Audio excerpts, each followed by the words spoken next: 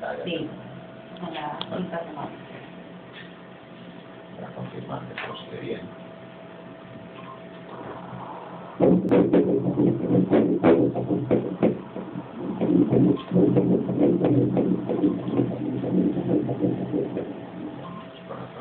Perfecto.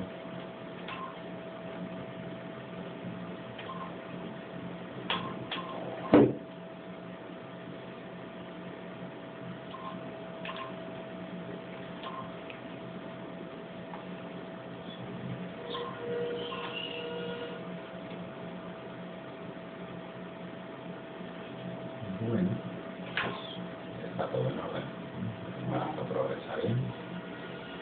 Es una mediación de 9 semanas.